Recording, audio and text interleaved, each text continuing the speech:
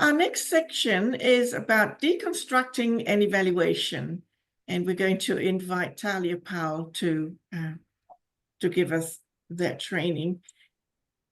But just a little bit about Talia. Talia has been a Toastmaster for 8 years and is a member of the Taumarunui Toastmasters Club. Talia has always been passionate about evaluations because of their application in the real world, which is so true. Talia placed second in the district evaluation contest in 2022-2023, and then went on to win that contest in 2024. So congratulations again. She is currently the Division Q Director and enjoying the leadership component of Toastmasters. Tonight, Talia will talk to us about the 3 key components of an evaluation, the effectively deconstructing an evaluation and providing detail about each element and examples on how to phrase them. So please, before we invite Talia though, I have just remembered the most important event of today, and that is our Toastmasters birthday, 100 years today. And let me tell you, in America and around the world today, everyone is celebrating, and so are we. So happy birthday, Toastmasters International.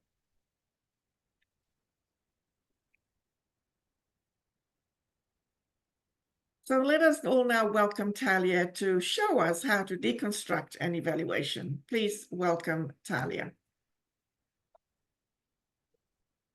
Thank you, Marlene. Good evening, fellow Toastmasters. I was very excited to be asked to participate in this workshop, and I'm going to talk through 3 critical parts of an evaluation and deconstruct them, tell you a few things about each of those components, and then give you some examples about how we can really use them. So those 3 components are commendations, recommendations, and challenges. Now, many of you will be familiar with a couple of our different structures that we use in Toastmasters for evaluations, and they'll be expanded on more later. But commendations are one of the things that features in every single evaluation. So that will be my first section. Without trying to state the obvious, commendations need to be positive and uplifting. This is your chance to make a speaker feel really proud of whatever they've done. This can be in a scenario where you've got an experienced speaker who has performed fantastically. It could be in a situation where you've got a Toastmaster performing an icebreaker for the first time at the club. Every speaker is worthy of feeling impressed, proud, and excited by the achievement that is speaking in front of people publicly and then receiving feedback in relation to that performance. When we give commendations, we often give 3 to 4, and this is particularly in relation to our CRC methods. So when you sandwich the commendations either side of the recommendations, or also when you have a 3-2-1 method or any other, we try to bulk up these commendations and really start off strong to give a bit of a powerful beginning to the evaluation. We do that to make sure that the person being evaluated feels really comfortable and excited to hear the feedback before we get into the nitty-gritty and produce those recommendations. As I mentioned, the placement in the evaluation of these commendations can depend on the structure that you're choosing to use. So for example, with a CRC, you might start with a couple of commendations and finish with a couple of commendations. With the 3-2-1 method, you might put them all at the top and bring out these commendations for a really powerful start. One thing that can be important is double checking and keeping an eye on the person you're evaluating. How are they responding to the evaluation? I will often keep a secret commendation, most of the time just a general one. It might be something like, you spoke really clearly, or your energy was fantastic tonight, in case you can see your speaker fading. And that happens sometimes. When people join Toastmasters, they are receiving feedback often for the first time directly about something that was probably a bit nerve-wracking for them to do. So being able to have another commendation tucked away to whip it out and end on a really positive note, or to pop it in the middle of a couple of recommendations every so often, means that you are alert and watching the speaker and able to adjust to what they require to make sure, as Melvin said, you deliver evaluation with strength, which means that people are going to receive it in a happier manner, I would say. So what is a commendation? A commendation is something that you liked about the speech. There are lots of different things that we evaluate on, and I think the preliminary commendations that I often choose to give in an evaluation relate to what I would describe as the basics of presentation. Do they speak clearly with good volume? Have they got good positioning, whether on the screen or in real life? Is there room for hand gestures? What are they doing with their body and their voice? These things often provide great foundations for commendations. If you can hear the person, commendation. If they're speaking clearly, commendation. These are some of the little checkpoints that you can go through. If you're stuck about how you can tell someone that they've done a good job, look at these real foundational building blocks and congratulate someone on making them. Because all of those foundational levels will help us build upon to create an even better speech.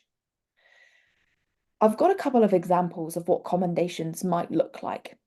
And I want to talk about why we would include an example and how we can speak through this. So, for example, the first one that I've got there, it says, as a commendation, the speaker's use of repetition meant their powerful message won't be forgotten by the audience.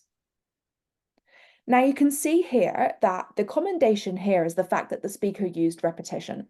And this is really in relation to a language feature, something that incorporating language features is a little bit technical, and people sometimes don't realize they're doing it. But when they do it, it can make for a really dynamic and interesting speech. So I've chosen to commend the use of repetition, which is the language feature. But you'll notice that I've also explained why I particularly enjoyed that. So I've said there that this meant the powerful message won't be forgotten by the audience. So not only did this person do a good job by using repetition, they did it in a manner which means their message sticks with the audience. So it's a flow-on effect. What did you do well, and why did I think it was a good thing? The second example there. I loved how the speaker injected humor throughout the speech as it kept the audience members engaged from start to finish. You could just stick with, I loved how the speaker injected humor into their speech. That would be a great commendation in itself. Humor is a fantastic thing to commend someone on, especially if the speech is intended to be humorous. Adding that little extra there, saying it kept the audience members engaged from start to finish, lets the speaker know why in particular you wanted to commend them on this thing. Why was that important? And why should they continue to do it? The third example there.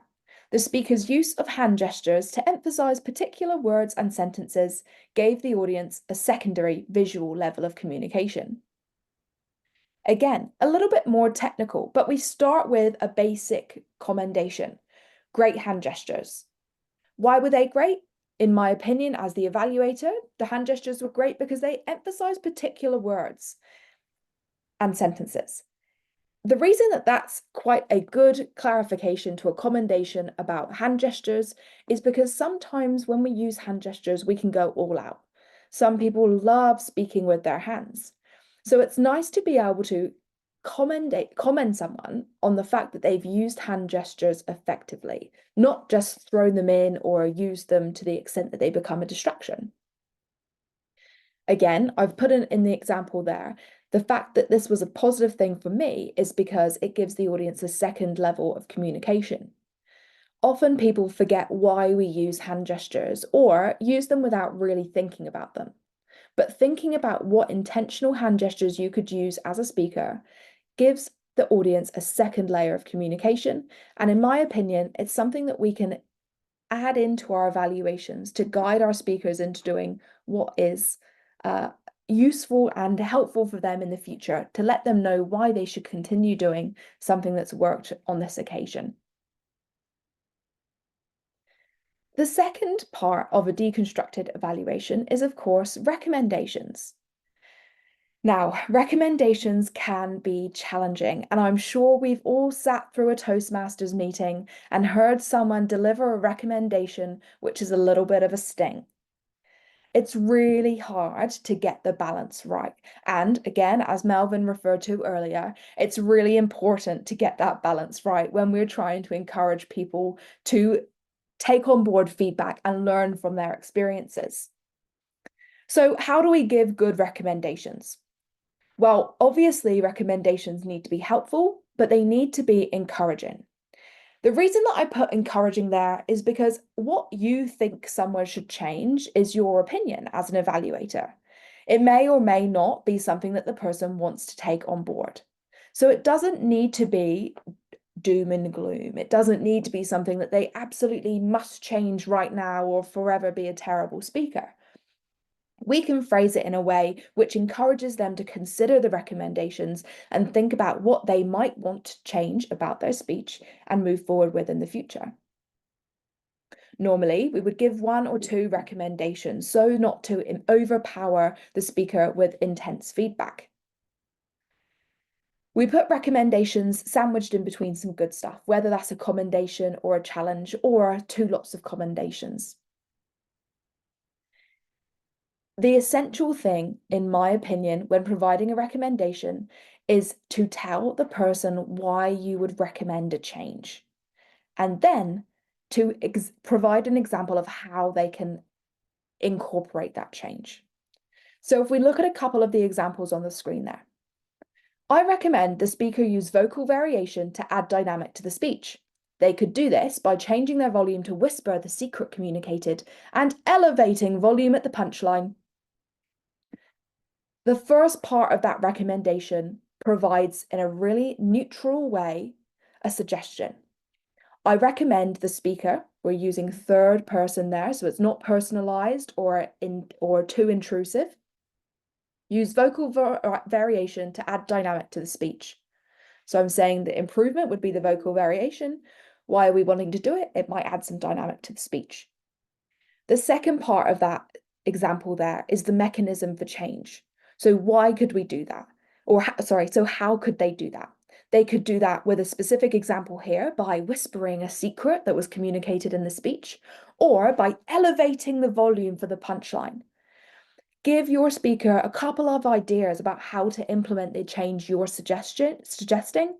They will take you more seriously and they will respect you for not just pointing out what you didn't think was good, but for helping them move forward from that feedback.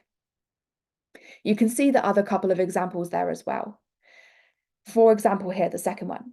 The speaker could use more hand gestures to create visual interest. I suggest looking for verbs in the speech and acting them out. For example, when the speaker said they ran after the ice cream truck, I recommend miming the run. Again, you'll see that the first part of that recommendation tells the speaker in neutral language what the improvement might be. The speaker could use more hand gestures to create visual interest. So the recommendation is use more hand gestures. The why part there is create visual interest. Perhaps they were quite stationary in their delivery. The second part of the valuation is the mechanism. One of these, this particular example is one of my favorites because I think it's a really practical way for people to incorporate hand gestures and additional movement in their speech. And I suggest that if you ever have someone who you would like to use this recommendation for, incorporate this piece of mechanism. Ask them to look for the verbs. It can be something like, I saw the people off in the distance, or I laughed so hard. Verbs are doing words and they're really easy to act out. And it can be a really intentional piece of evaluation feedback, but a really good way for someone to actually incorporate that feedback into their speech.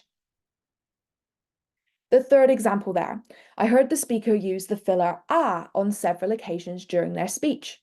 I recommend the speaker enlist the help of a fellow Toastmaster who can raise their hand when they hear a filler. The visual cue might help the speaker build awareness of fillers and focus on reducing them.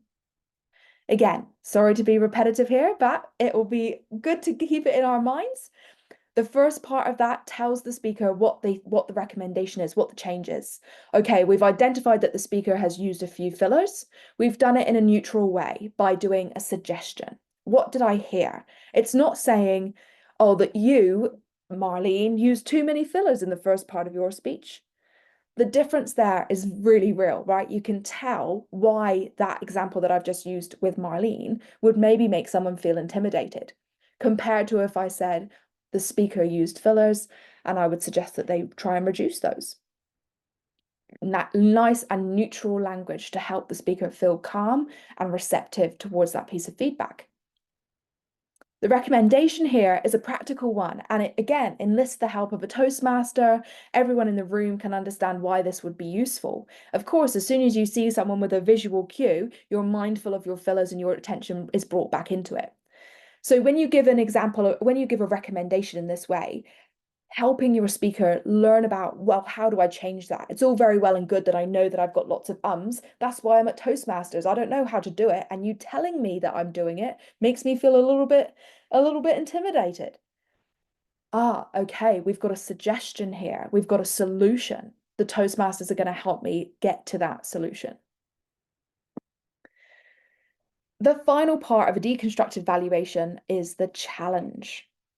Now, challenges aren't always used in evaluations, and it is a new form of valuation to me personally that I've only really started using in the last year and a half, but I think they have a lot of value. Challenges, in my particular opinion, are very helpful for Toastmasters who are already nailing those basics, those foundations. Toastmasters who are tried and true. They're fantastic speakers and perhaps natural orators. Quite often when we're evaluating such people, we're left thinking, well, what am I supposed to provide as a recommendation? I'm not really sure. In those cases, challenges can be a really cool way of suggesting something for next time while encouraging the person to continue to develop their speaking skills.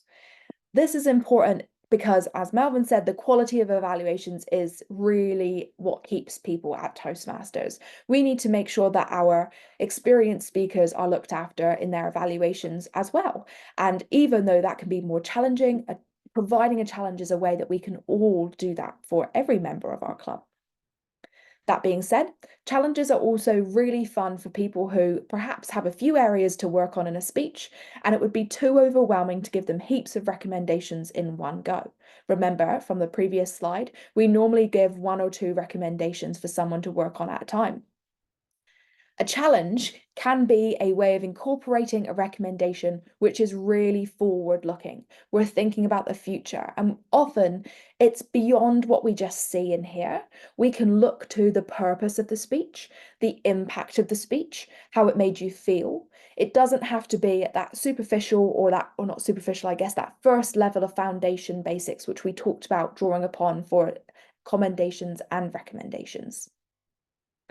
Challenges are often placed at the end of the evaluation, and that is because they can be a really cool motivation to leave the speaker on a bit of a high.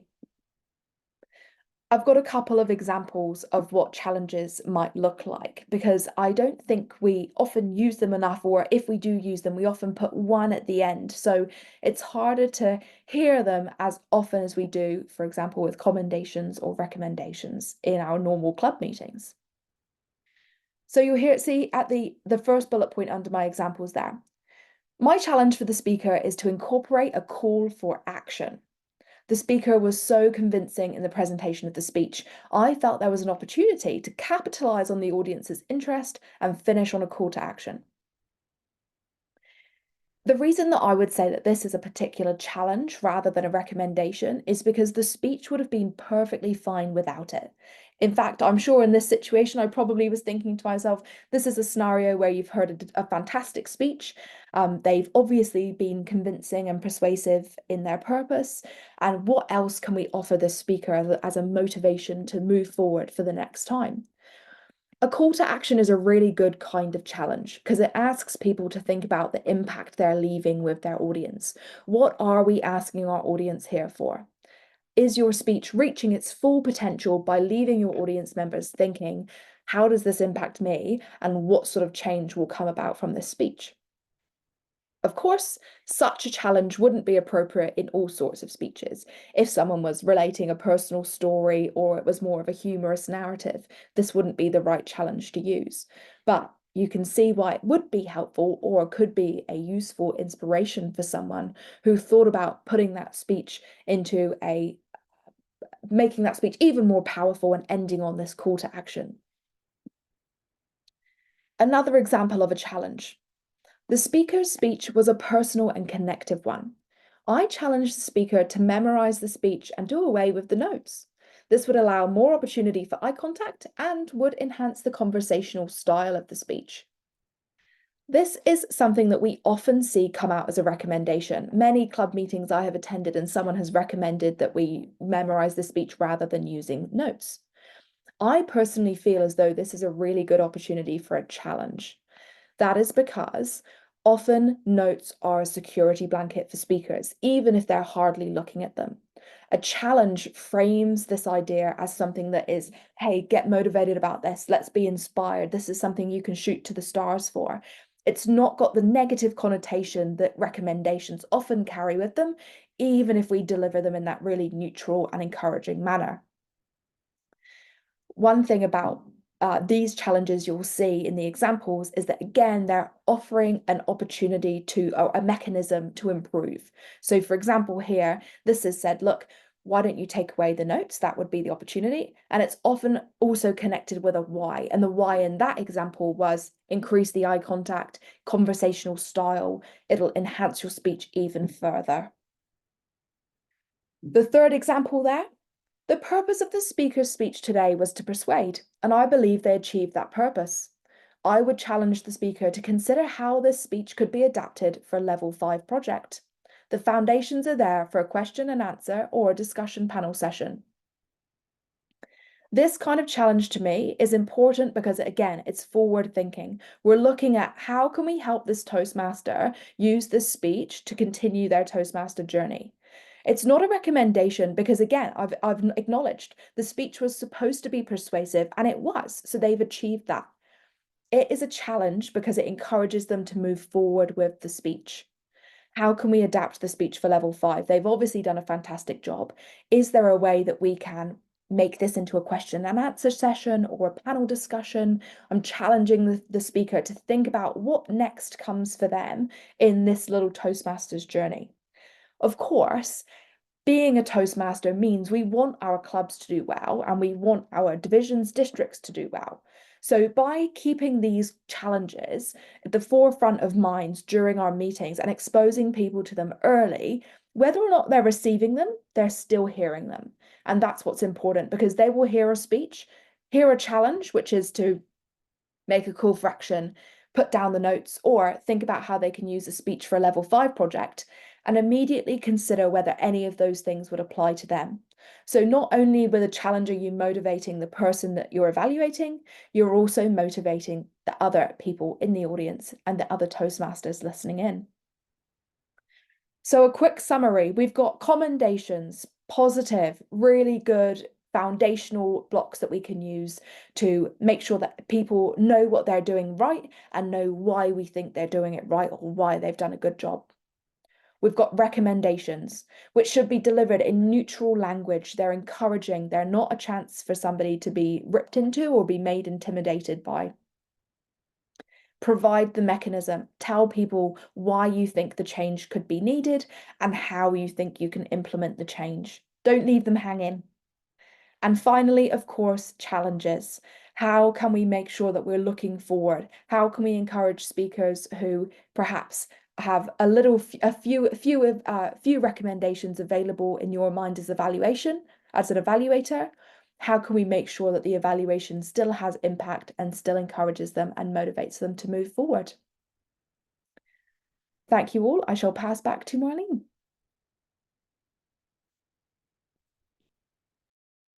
Thank you so much, Talia, for that informative and inspirational piece on how to deconstruct a speech. I'm sure we're all familiar with an evaluation, how we think about how to give an evaluation, but when it's laid out like that, foundational building blocks and verbal, emphasizing the verbs and so on, that just makes it so much more clear. So thank you for that. Thoroughly enjoyed.